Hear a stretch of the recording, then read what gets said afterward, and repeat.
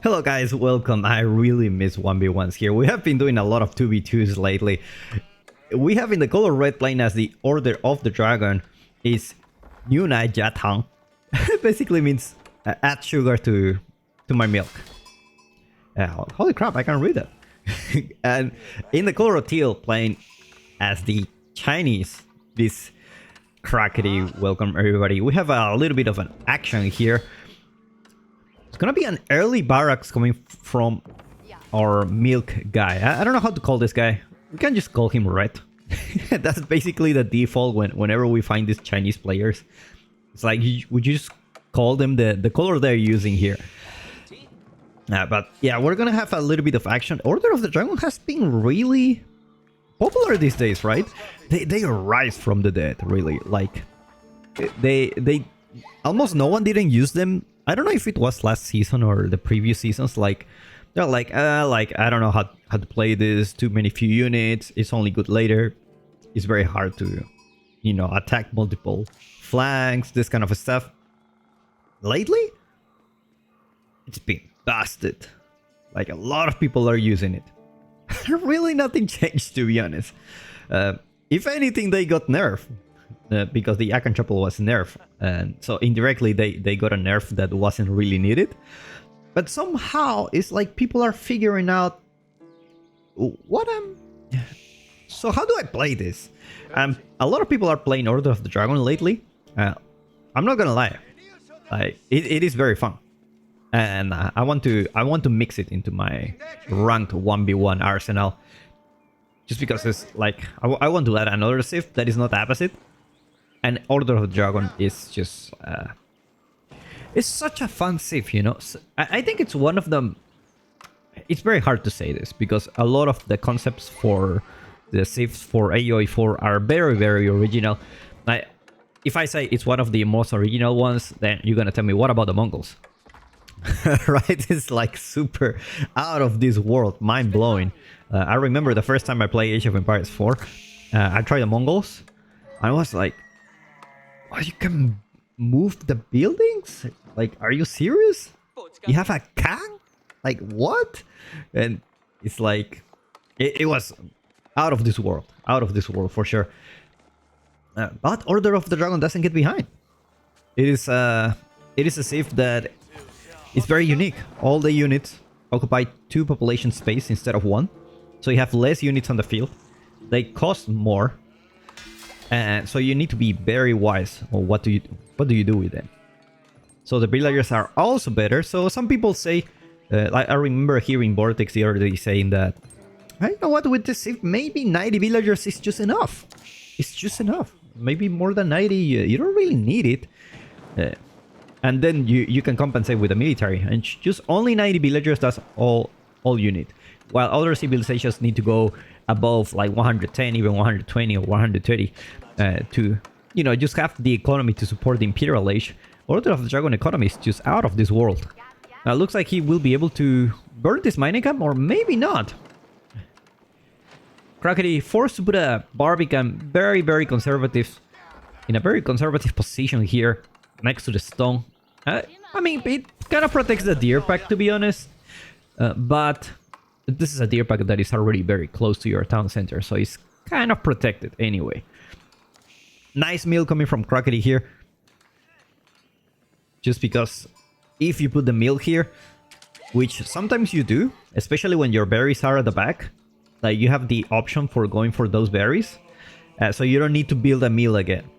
But because the opponent went for an early barracks, and Crackety suspected, I don't think he scouted it very early on, because that's something like you build a mill very early on as at the same time as you build a barrack, so there's no way for you to know. So the fact that he just put the mill here, it just basically makes his food source very, very safe. So thumbs up for Crackety there. Meanwhile, Akan Chapel, nice spot next to the goal, next to the wood line. Wood line at the front, unfortunately, but you know, it's not that bad. It's not that bad. So it's gonna be an Akan Chapel for Order of the Dragon. We're not really gonna see a main work. They typically go for the main work just because their upgrades are very very unique. Like the golden cuirass for the man-at-arms, and the extra crossbow damage against siege, and which is extra damage after dispatch. And the what else was it? Oh, the halberd upgrade for the Landknecht, the blood upgrade. So they have a lot of incentive to go main work, but looks like our add sugar to my milk guy, it's just gonna play very economic game here, which actually I don't know if it's worth it, but you know, maybe it does at the beginning, especially if you want to go fast castle. And looks like that's what he want to do, is just put a little bit of pressure with this guy, delay his opponent just a tiny bit, and then just go fast castle. I like this. I'm gonna steal this one. I'm gonna steal this build order. Oh my god, talking about build orders, I didn't really show you the villager count here. Usually I put it at the beginning, so I'm sorry guys. So it looks like our milk guy is just gonna go. It's just gonna go castle. Now, Chinese have been playing a different game lately, where they don't go for that 2TC Song Dynasty, just because a lot of civilizations like to go castle. Let me grab a sip of milk without sugar. Ironically, I'm drinking that. That's just some cacao there with hot chocolate for winter. They tend to go castle these days, which is kind of funny. It's like Chinese is evolving, and I kind of like it, because 2TC Chinese, like, while it may be one of the best strategies, if you can get away with it, I think this season is just really hard to get away with that. Just because everyone's like going castle really fast, or if they're not going castle really fast, they're like super like aggressive on the field age. So going 2TC with China seems a little bit riskier these days. And if you go castle with China, you kind of have like... You go with knights, very similar to what Order of the Dragon will do here. Like, they already have a stable. Reign's Cathedral is already there. So Crocodile needs to hurry up. The good thing is these guys build fast. I can assure you that. My neighbor is building a whole compound next to me. It's almost finished. It's been a year since I started discussing about this, but the compound is almost finished. So Chinese is... Oh my god. That's a new one? So Imperial Palace coming here. Now this is a landmark we don't see very often. If you don't know about this landmark, let's take a look at Crocodile's vision here. I would love him to put it like here. Just like he has vision on all the map. It basically gives you a lot of vision. 28 tile side radius. And you have the ability to spy on villagers. For 15 seconds you can check where they are, which is invaluable if you don't know where the opponent may be. You're always kind of guessing, like, I'm gonna scout here, gonna scout there, maybe he's here, maybe he's not here. With this, it's like you already know exactly where he is. And let's take a look at that. Look at that vision, and that's inside his base. So if you put it like here in the middle, you have vision on all this area. I love this landmark. You have no idea how much I love it. Gilded Knight already there. You gotta be careful with this, guys. Even if you build knights for yourself, like, you really need a counter unit. Veterancy for the Spearman's coming soon. And first relic coming for our red guy. Meanwhile, looks like Crocodile will just focus on infantry. We're gonna be supervising this. Gonna be pumping those Spearman in 6 seconds. Definitely the right call. Like, usually Chinese in this case will like to go for knights. But since the opponent already arrives to Castle Age faster and he has knights for himself, then obviously he's gonna go for some Spearman. He will lack some map control because the Spearmen are slower. So our red friend is already coming with 2 relics. A third one will come soon, leaving Crocodile with only 2 relics for himself. This one and this one, which it's about to be grabbed here. Doesn't look very good. You don't want to fight against Order of the Dragon with 4 relics. Props to red for securing the relics really fast. Love that build order. The fact that you can just open it with a spearman, delay a little bit, but then just focus entirely on aging up. I think that's the way, and I don't think this spearman can take down this. This one is about to reach there, and even if he gets some damage, the other prelate can come to heal, and that's it. It's you're gonna get that. You're gonna get that home. Even if you lose it here, I think you will be able to. They just need to kind of like remind me of my high school days when I just run, and you need to. You run in a stadium, and every 100 meters you need to change the. I don't know how they call it, the wood thing to pass it to the teammate. I don't know what's the name of that sport. They're kind of playing it here. It's like now you go for it, and now this guy needs to get it. Unfortunately, this guy didn't really train that much, so it's not gonna be really fast. Crockety going with those spearmen very deep inside the base. He only has one Gilded Knight, and he's able to sneak up that relic. He managed to sneak that relic. Is he gonna be able to get away with that? I think so. I think so. It's just not enough units for Red to get that relic. I said, you know what? You can take the relic. I'm gonna get Suavia here. Oh my god. 11 minutes. Suavia. You gotta get a juicy picture of this one, guys. Juicy picture.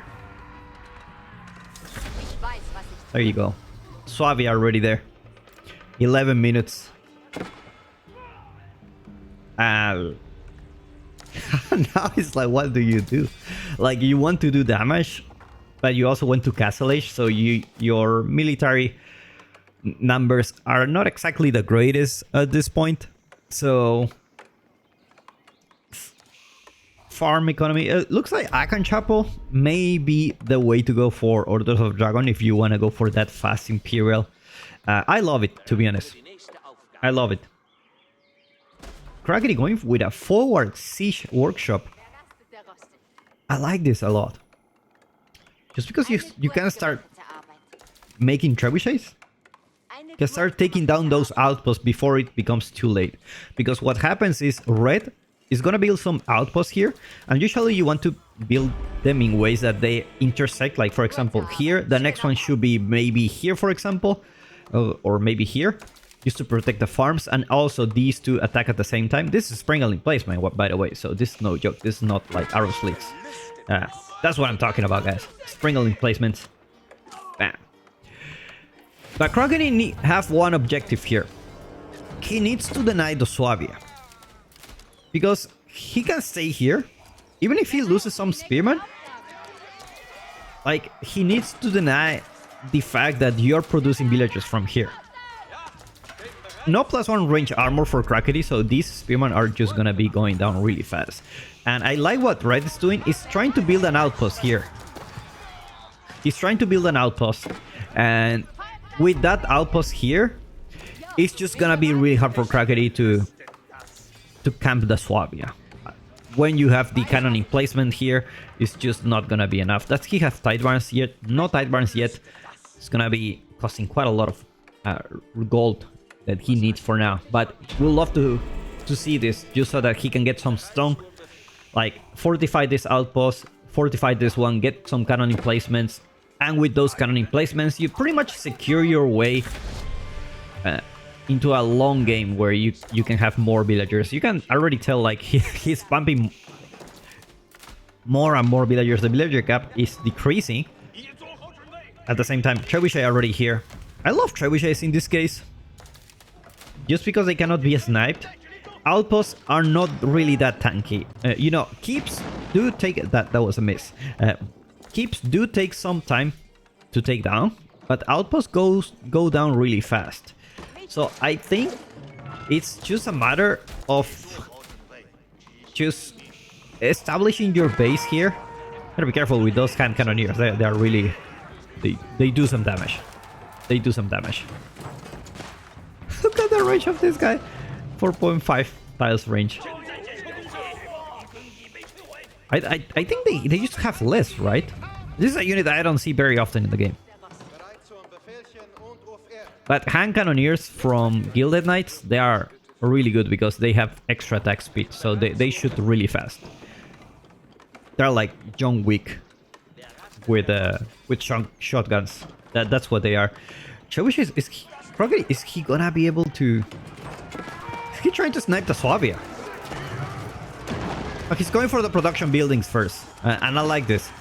If you snipe the production buildings, then your opponent cannot make more units. He needs to spend more wood on that, and at the same time, he needs the wood for the farm transition here. This is a very slow but steady siege. The siege of Crackety, man. You can already tell from this angle, like he needs to take down the Swabia. He needs to take down the Swabia, and he's doing it slowly with outposts here. He doesn't have emplacements here. It's just for the vision, so that the Trebuchet can actually do something. Outposts are gonna be going down really fast. Even with fortifications, Trebuchets are just such a good unit. Couple more Trebuchets already here. Meanwhile, Rocket is already going for the gold outside. He have the sacred site, so he's putting some pressure. Let's take a look at the income per minute. And looks like he will have to go for the resources in the map. It's like he needs to go all in here. He cannot stop this by going for a farm transition. Farm transition for Chinese, it's very expensive. And usually when you see the units stop, it's because they are going for a farm transition. He needs to go grab even these berries here. Like, if he does that, he won't stop pumping units. But Red, it's already with 71 villagers. Even though he lost 9, he's ahead. Not only that, his villagers are better. Love the farm snipe. This guy's like, okay, what do I do now? Like, it's gonna be horsemen and hand cannoneers going for our red friend. I don't know if numbers are gonna be enough. Hand cannoneers are a really good unit, but horsemen need some upgrades. Where's the stable? He needs to upgrade those to elite units. Otherwise, I don't think it's gonna be enough. Regnis Cathedral going down this time. The siege of Crackety, my friend. Take a look at this angle. Doesn't this game have the best shots ever, man? Anyway, enough with the shots. More sprinkle emplacements coming for all these autos. Looks like Crackety is playing the Mongol now. Relics going down. He needs to put those relics in the back. I already have an outpost for that. To grab with those 2 relics more. You don't really want to risk it. Look at this ship spy here. Right, going for those food resources out there. Now he's massing units. There is a world where Red actually managed to have enough units to push this. Now there are a lot of spearmen here. Only 5, to be honest. Not a lot. Lots of palace guards and a lot of crossbows. So looks like Red, if he just needs to hold as much as he can, mass an army, because his army, it's supposed to be better, right? You have hand cannoneers, you have horsemen, which is not elite yet, but it's gilded horsemen, so they're really tanky. Looks like he's going now. Nest of Bees already joining Crackety's party. Hand cannoneers gonna be doing quite a lot of DPS. Nest of Bees not attacking the right unit. But looks like the front line for Red, it's just going down. Lankenet. Oh my god, that was close. Lankenet will have done so much damage here. Not enough unit for Red, and he taps out. Well played by these 2 players. I put a link in the description where you can follow Crackety. I don't know who Red is, but I hope you enjoyed this game. And if you do, I will see you in the next one. Bye and take care.